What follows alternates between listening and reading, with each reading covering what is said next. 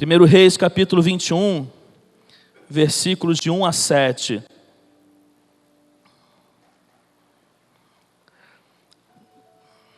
Diz assim um texto. Algum tempo depois, houve um incidente envolvendo uma vinha que pertencia a Nabote, de Jezreel. Preste atenção, irmãos, que vai dizendo esse texto. A vinha ficava em Jezreel, ao lado do palácio de Acabe, rei de Samaria. Acabe tinha dito a Nabote: dê-me a sua vinha para eu usar como horta, já que ela fica ao lado do meu palácio. Em troca, eu lhe darei uma vinha melhor, ou se preferir, eu lhe pagarei seja qual for o seu valor. Nabote, contudo, respondeu: o Senhor me livre de dar a ti a herança dos meus pais. Então Acabe foi para casa aborrecido e indignado, porque Nabote de Jezreel lhe dissera: não te darei a herança dos meus pais. Acabe deitou-se na cama, virou o rosto para a parede e recusou-se a comer. Sua mulher, que era Jezabel, entrou e lhe perguntou: por que você está tão aborrecido? Por que você não come? E ele respondeu: porque eu disse a Nabote de Jezreel: venda-me a sua vinha, ou se preferir, eu lhe darei outra vinha em lugar dessa. Mas ele disse: não te darei minha vinha. Então lhe disse Jezabel, sua mulher: é assim que você age como rei de Israel? Levante-se e coma, anime-se, eu conseguirei para você a vinha de Nabote de Jezreel. Deus, nós oramos ao Senhor nesse momento e pedimos a continuação da graça derramada do Senhor sobre nós. Nós necessitamos dela. E assim nós oramos em nome de Jesus. Amém. Você prestou atenção no que disse esse texto? Conseguiu se prender no texto? O texto diz, irmão, conta a história de que um homem chamado Nabote tinha uma vinha, uma plantação de uva. Só que essa vinha, ela havia rompido as barreiras do preço. E ela não tinha mais preço para ele, ela tinha valor. Você consegue entender isso? É algo que rompeu a barreira do preço. E não tinha mais preço, tinha valor. Por que tinha valor? Porque era uma vinha que havia sido deixado como herança pelos seus pais. E diz o texto que Nabote estava feliz da vida com a sua vinha. E aquilo tinha um valor sentimental muito grande para ele. Só que apareceu na vida de Nabote o rei Acabe. O rei Acabe, irmãos, foi um dos piores reis de Israel. Ele foi casado com uma mulher que só de eu falar o nome você já vai saber que está relacionado a alguma coisa ruim a ela, porque você só ouve coisa ruim falar dela.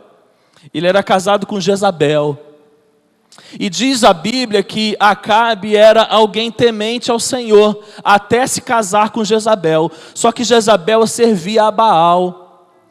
E quando Acabe se casou com Jezabel, aconteceram duas coisas que acontecem na vida de alguns homens, uma parte delas. A primeira é que ele passou a ser dominado totalmente pela mulher. Nada pessoal, irmãos. Se você vive essa realidade, Deus te abençoe. Mas uma coisa que aconteceu na vida de Acabe, irmãos, é que ele passou a ser dominado totalmente por Jezabel. E a outra é que ele se corrompeu. Ele se tornou idólatra, ele se afastou e se desviou dos caminhos do Senhor.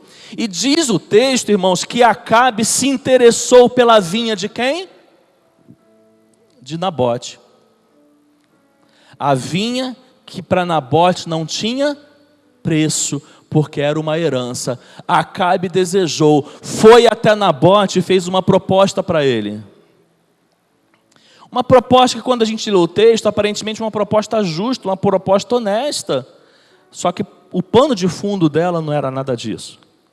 Ele propôs a Nabote: olha, me dá sua vinha, porque ela fica do lado do meu palácio, e eu quero transformar a sua vinha numa horta. Em troca, eu posso te dar uma vinha melhor, ou se você quiser colocar preço na sua vinha, eu pago.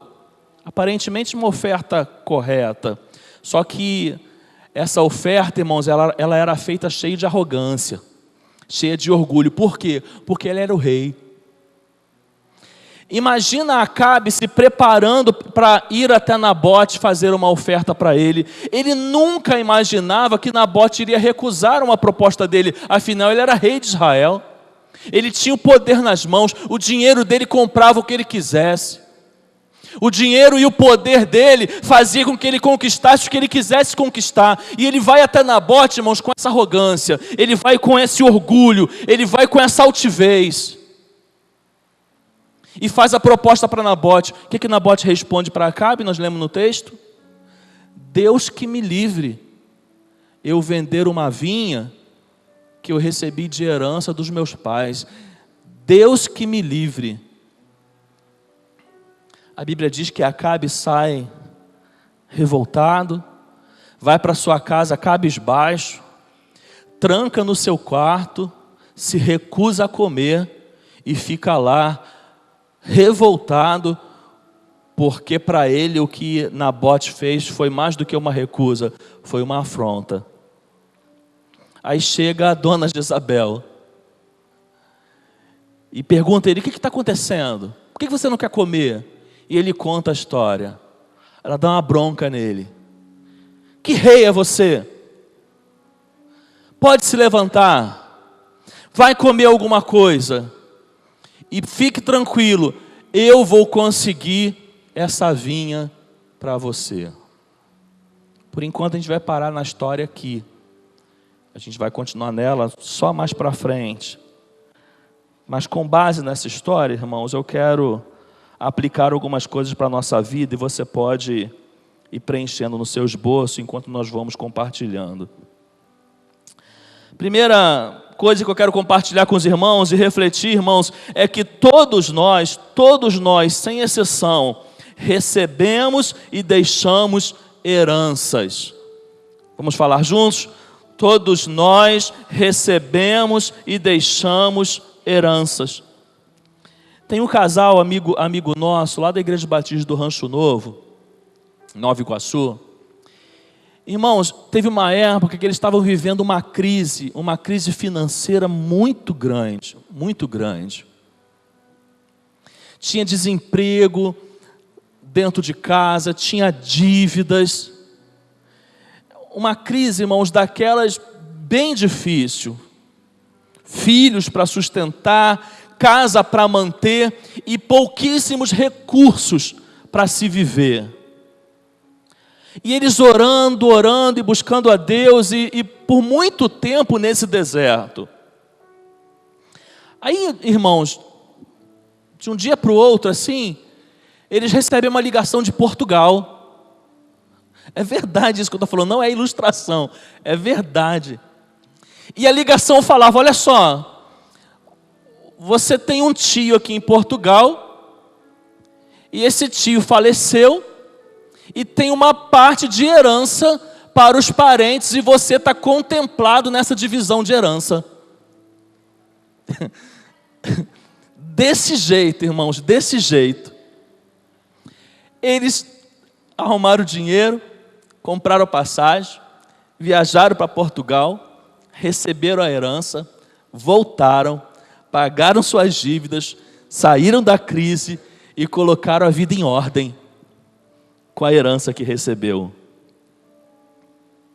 Já pensou isso acontece com você?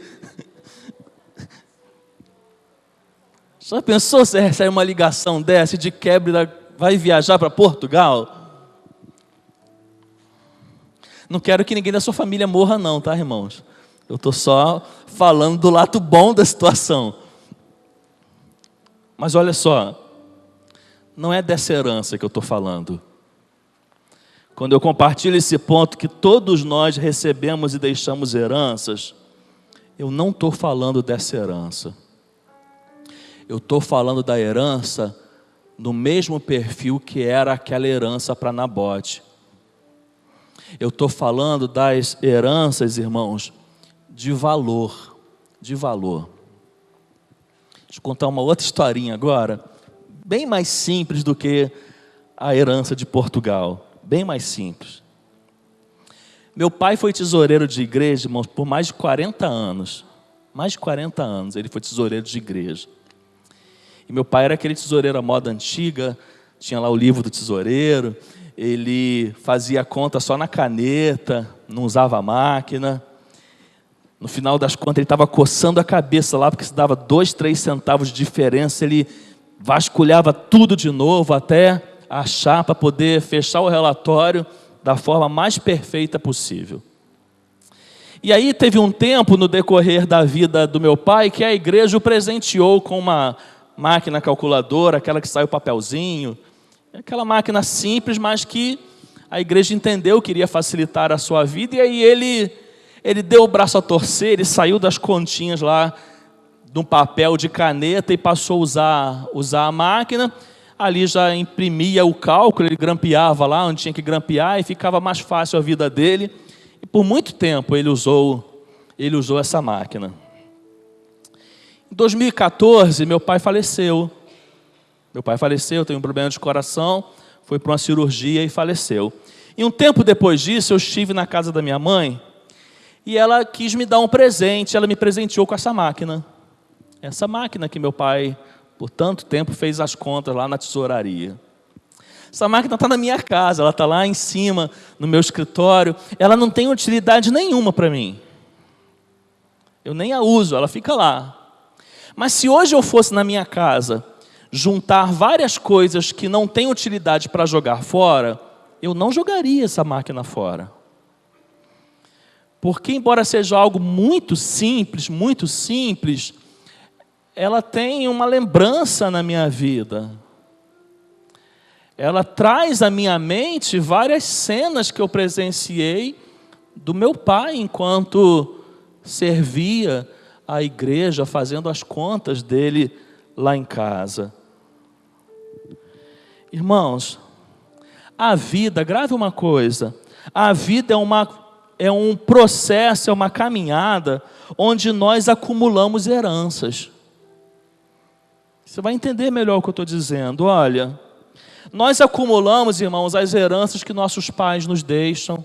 Não é só quando morrem, não, ainda em vida. Nossos pais, ainda que você tenha pais vivos, ele não precisa morrer para te deixar uma herança. Ele diariamente, mês após mês, ano após ano, deixa herança na sua vida. Nós acumulamos as heranças, irmãos, que nossos amigos nos presenteiam. Nós acumulamos as heranças que um pastor ou um líder espiritual depositam na nossa vida. Nós acumulamos as heranças, irmãos, que tantas pessoas que se relacionam conosco deixam na nossa vida. Só que ao contrário disso, irmãos, também nós repartimos heranças. Isso é interessante, porque a gente reparte herança com filhos, com cônjuges, com irmãos da igreja, com amigos, com colegas de trabalho. Meu irmão, seja com quem for que você se relacione, muitas vezes você pode doar coisas para essas pessoas que não têm preço. Quero que você pense nessa noite. Quem tem depositado heranças na sua vida? Quem abastece o teu depósito de valores? De quem você, ao longo da sua caminhada de vida, já recebeu e tem recebido heranças? E a minha segunda pergunta: na vida de quem você tem compartilhado valores? Valores.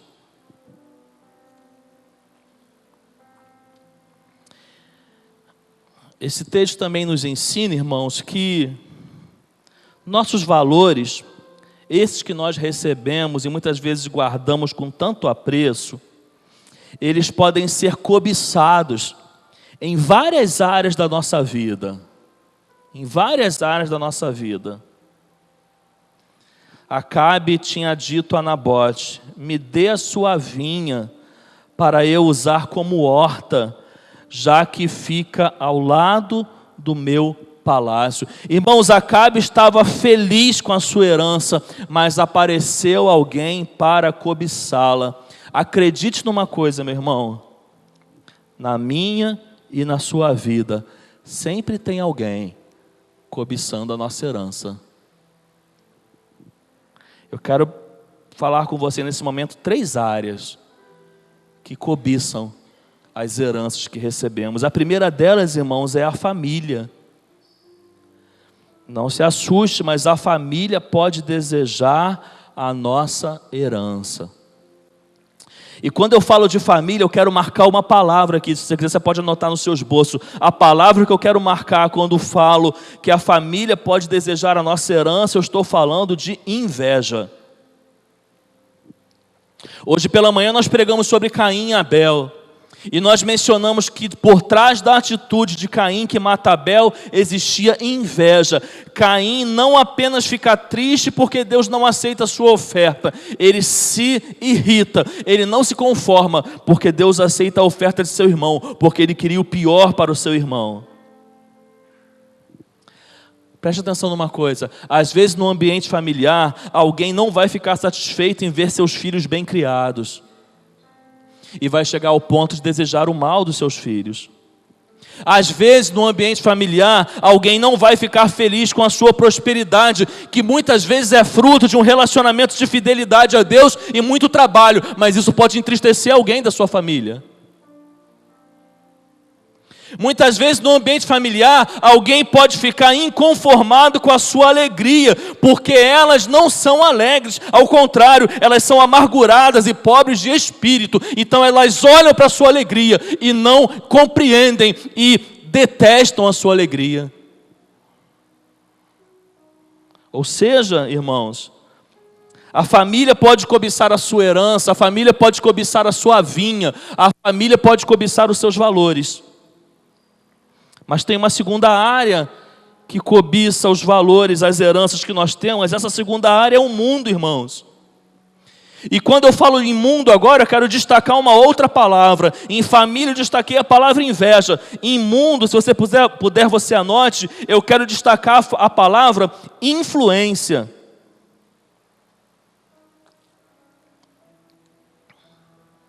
O mundo deseja influenciar a sua vida para mudar os seus valores.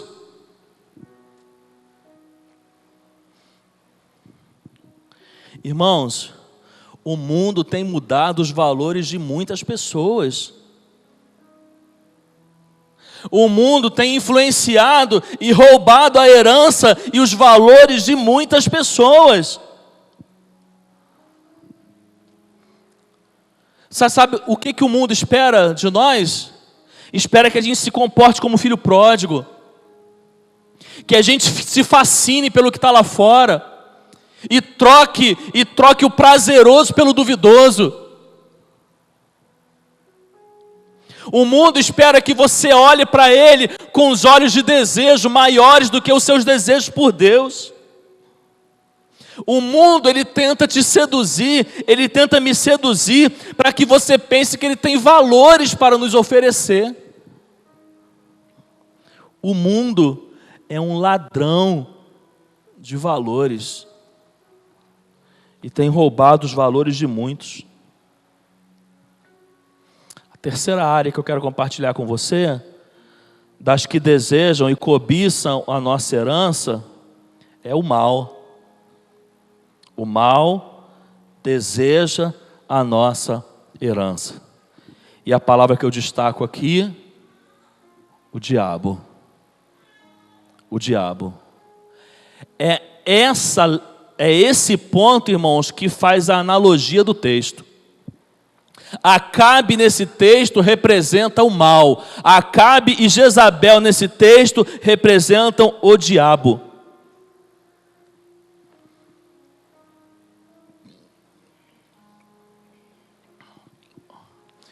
Acabe queria a vinha de Nabote para transformá-la em quê, irmãos?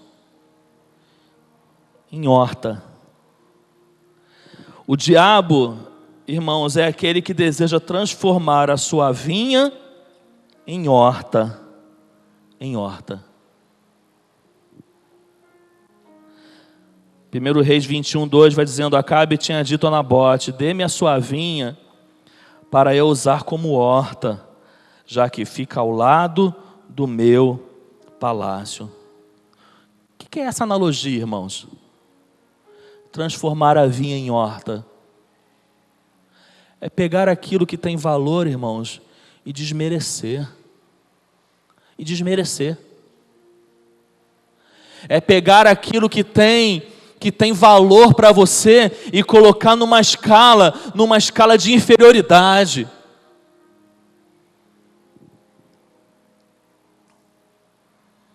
Essa semana, enquanto escutava algumas mensagens,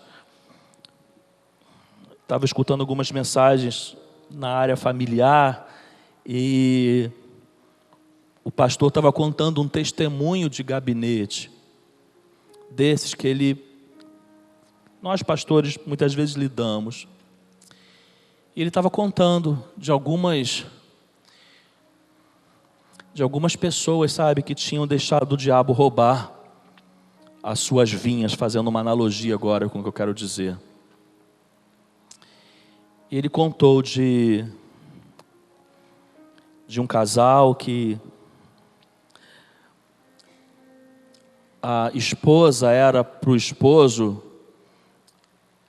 algo muito precioso. Ainda que todo relacionamento tenha imperfeição, era nítido para todos que aquela esposa para aquele esposo era algo de valor.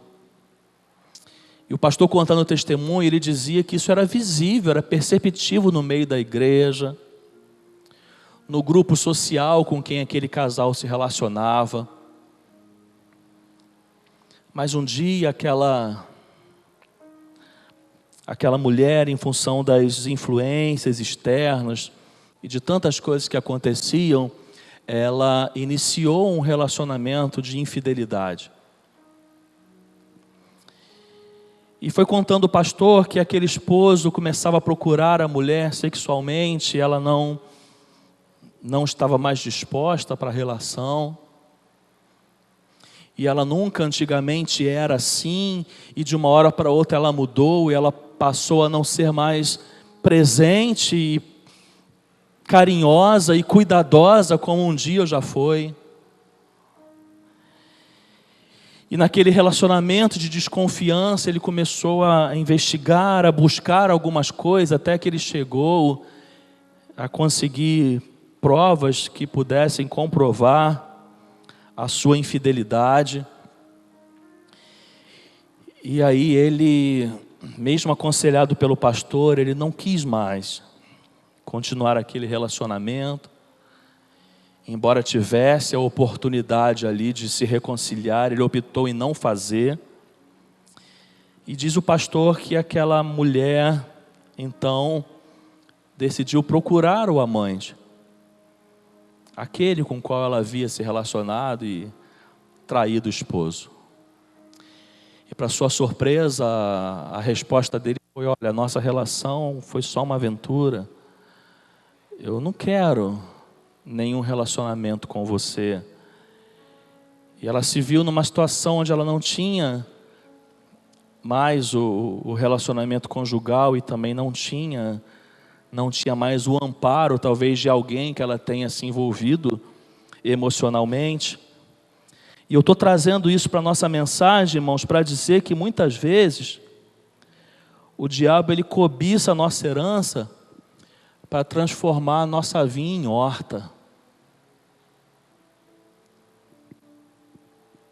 Você consegue entender o que eu estou dizendo? Às vezes o diabo cobiça, irmãos, a nossa herança para pegar aquilo de valor que a gente tem e colocar em migalhas. Colocar no pó. Para que talvez você, numa situação de vida, você passe e você consiga até perceber, isso aqui tinha tanto valor para mim. Hoje isso está exposto. O diabo, ele jogou os meus valores na lama. Na lama.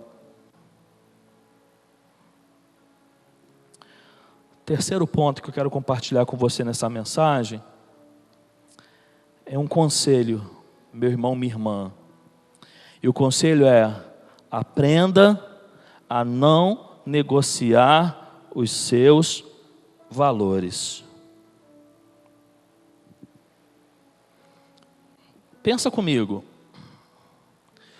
Você consegue fazer a ideia do quanto era difícil para Nabote dizer não para Acabe? Socialmente, quem era Nabote, irmãos? Comparado a Acabe, uma pessoa comum. Financeiramente, quanto valia aquela vinha? Provavelmente muito pouco. Nabote não era uma pessoa influente. Nabote não era uma pessoa de status. Nabote não era alguém que frequentava os palácios. E foi justamente procurado pelo rei. Pelo rei. E ele se vê confrontado pelo rei. E o rei dizendo para ele: eu quero a sua vinha. Com as suas roupas muito bonitas, com seus dedos cheios de anéis, e dizendo para Nabote: olha, eu quero a sua vinha, ela fica do lado do meu palácio, ela me serve como horta, eu quero ela. Eu posso te dar uma vinha muito melhor, eu posso te dar o dinheiro que você quiser colocar como preço, mas eu quero a sua vinha. E Nabote diz para Acabe: Deus que me livre de eu te vender ou desfazer da minha vinha. Você consegue imaginar o quanto foi difícil para Nabote dizer isso? A frase, irmãos, que eu quero compartilhar sobre isso com você, olha: todo servo de Deus precisa ter coisas inegociáveis na vida. Um dia desse eu estava assistindo uma reportagem em que o pastor Duarte estava naquele programa da Luciana Gimenez. Eu não sei o nome do programa da Luciana Gimenez, mas é aquele programa que ela faz de bate-papo e sempre vão convidados ali. Se eu não me engano, não estou enganado, é Rede TV o programa dela. E olha com quem o Cláudio Duarte estava naquele programa, num debate de família, com aquela filha da Gretchen, que fez uma mudança exterior total no seu corpo. Tami, se eu não me engano. E ali o pastor Cláudio Duarte deu uma palavra para aquela jovem. E ele falou assim para ela: olha, eu tive uma infância muito difícil. Não sei quantos viram isso aqui. Eu tive uma infância muito difícil, uma infância muito pobre. Eu não lembro se ele chegou a falar que foi abandonado pelos pais ou se ele vivia de favor na casa de alguém. Eu sei que ele chegou num ponto que ele falou que ele vivia de favor na casa de alguém. E numa dessas casas que ele vivia de favor tinha um homossexual. Aí ele falou assim: olha, eu era tão pobre que muitas vezes quem comprava a roupa e eu herdava a roupa desse homossexual.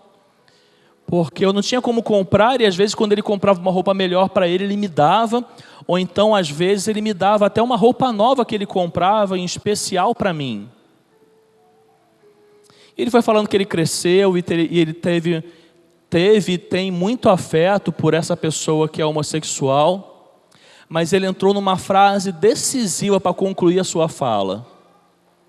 Aí ele falou: olha, eu não sou contra ele como pessoa, eu tenho afeto e até gratidão por ele, mas eu nunca vou aceitar a vida que ele vive, porque isso é um valor que é inegociável para mim. Ele usou essa expressão. porque isso é um valor inegociável para mim. A gente pode discutir a agressão ao homossexual, a homofobia, e tudo isso eu vou ser contra, mas não me peça para concordar e achar normal a sua prática, porque esse valor para mim é inegociável.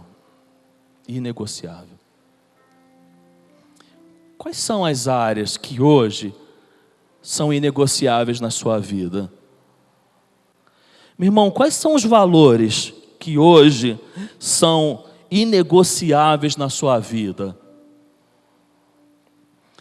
Você tem áreas inegociáveis no seu ambiente de trabalho? Você tem assuntos que, quando são colocados em cima da mesa ali, não tem conversa? Você tem propostas no seu ambiente de trabalho ou oportunidades no seu ambiente de trabalho que elas são inegociáveis? Você que é um jovem, quais são as áreas inegociáveis na sua vida acadêmica? Quando você está dentro de uma sala de aula, ou no ambiente de intervalo, ou no momento de lazer com algum amigo de universidade, você tem áreas inegociáveis na sua vida?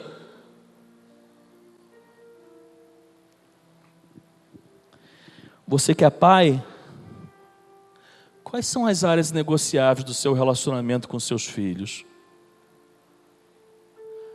Meu irmão, minha irmã, quais são as áreas negociáveis no que diz respeito ao seu relacionamento conjugal? Meu irmão, minha irmã, quais são as suas áreas negociáveis dentro da igreja? Nós precisamos aprender a não negociar os nossos valores. Em último lugar, que eu aprendo nesse texto e também fica como um conselho da palavra de Deus para nós, é: meu irmão, minha irmã, pague o preço, custe o que custar, pela sua fidelidade. Deixa eu te contar o final dessa história. Essa história é como um filme que, para a gente, aos olhos humanos, tem um final trágico. Lembra que Jezabel chegou e deu uma bronca no seu esposo, mandou ele se levantar e prometeu para ele que ela daria a vinha para ele? Ela cumpriu. Ela pegou o anel do rei, que era um objeto de assinatura. Ela escreveu uma carta como se fosse o rei, selou a carta com o anel do rei e mandou que entrasse na casa de Nabote, pegasse ele, colocasse no meio de todo mundo e o apedrejasse até que ele fosse morto. E assim foi feito. Mas Nabote não negociou com o diabo. Que eu já te disse que nesse texto a analogia de Acabe e Jezabel é a analogia do mal, é a analogia do diabo. Nabote não negociou. Sabe qual foi o preço de Nabote, irmãos? A sua vida. A sua vida. O problema, irmãos, é que muitas vezes eu e você não precisamos sustentar algo até a morte e a gente cede. O problema é que eu e você muitas vezes somos confrontados com os nossos valores e não precisamos pagar com a nossa vida. Às vezes o preço, irmãos, é até baixo demais e a gente cede. Nabote permaneceu fiel aos seus valores até a morte.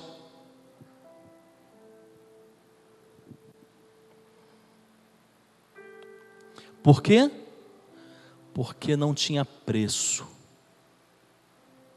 Se não tem preço, irmãos, nada compra.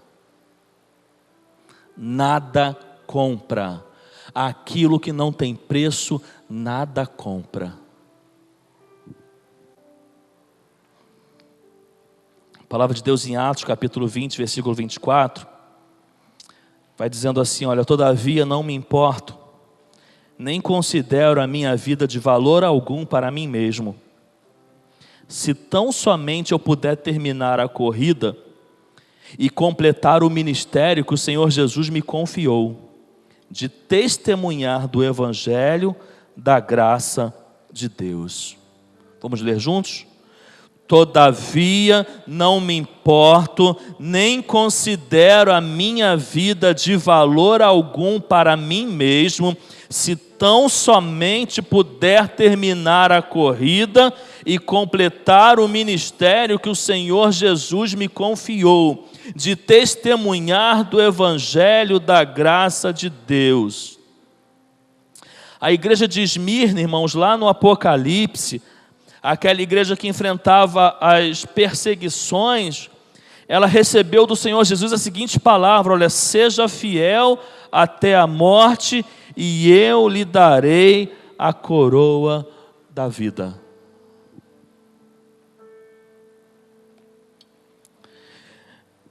Meus irmãos, eu vou ser muito prático para concluir essa mensagem.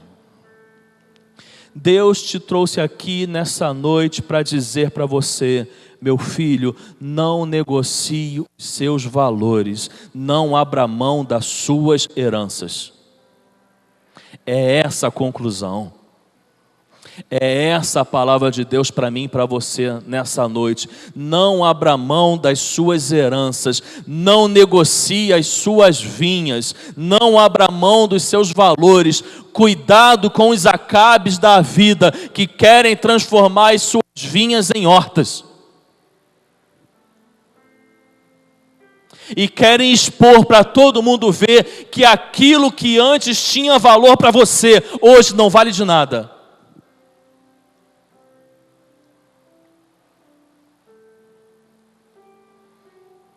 Aquele que mais cobiça seus valores é o diabo. E às vezes, olha, às vezes a sua bagagem está cheia de valor. Quanta coisa você já viveu, meu irmão, minha irmã. Quantas tempestades você já passou. Quanta provação você já viveu. Quantas lutas você enfrentou e ela te fez crescer. Quanta coisa você já amadureceu na vida. E olha, a tua bagagem está cheia de valor. A sua bagagem está cheia de herança. E o diabo está de olho nela. E ele quer que você abra mão de tudo. Ele quer que você coloque preço. Meu irmão, a minha vida cristã, a sua vida cristã não pode ter preço. Prazer nenhum nesse mundo pode comprar a tua herança. Dinheiro nenhum nesse mundo pode comprar a tua herança.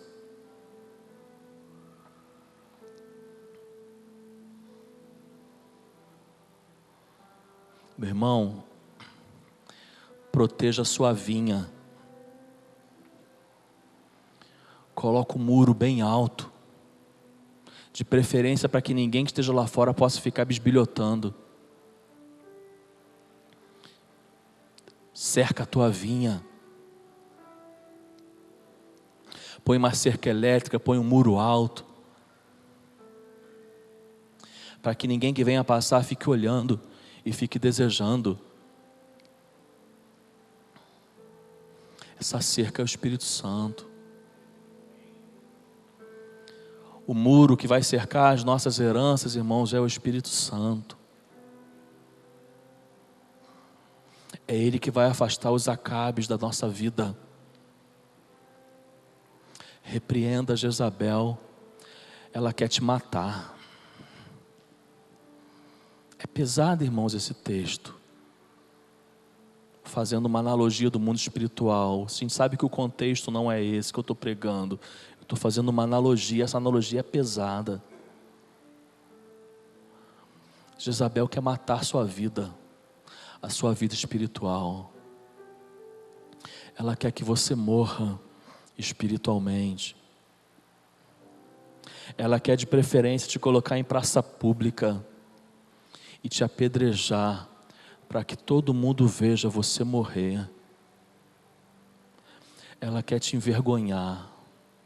ela quer te desonrar. Acabe e Jezabel nesse texto simbolizam o diabo na minha e na sua vida. É assim que ele quer agir com a gente.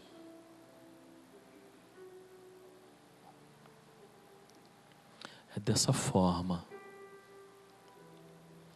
Mas existe um Deus, e essa é a boa nova do Evangelho, que nós nunca podemos deixar de pregar. Existe um Deus, esse Deus, olha, enviou seu único Filho, Jesus.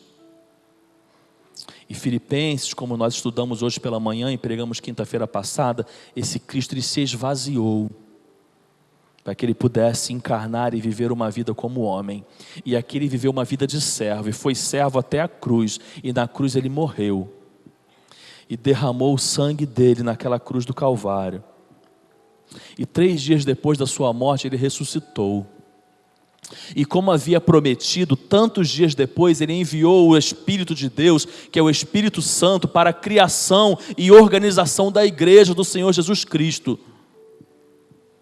E nós somos uma geração que vem dessa igreja, desse derramar do Espírito Santo. E o derramar do Espírito Santo que derramou lá em Pentecoste, ele jorra até hoje, e nós temos acesso a ele.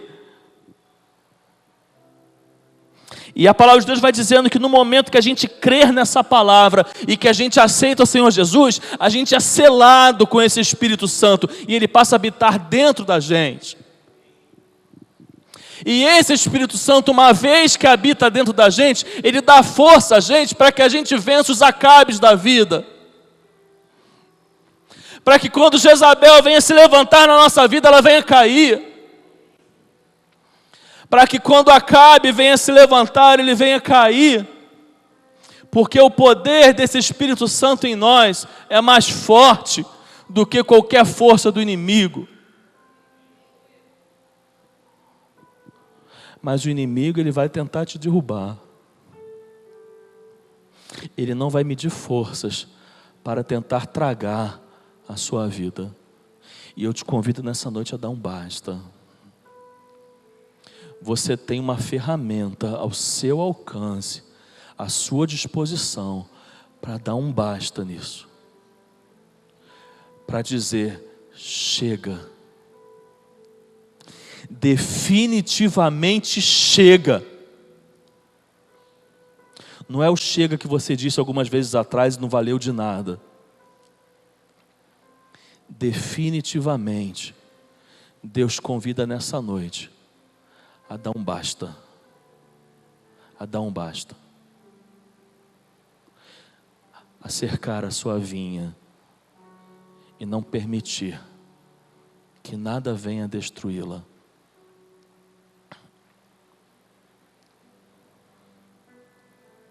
Eu me sinto direcionado a fazer alguns convites para você nessa noite.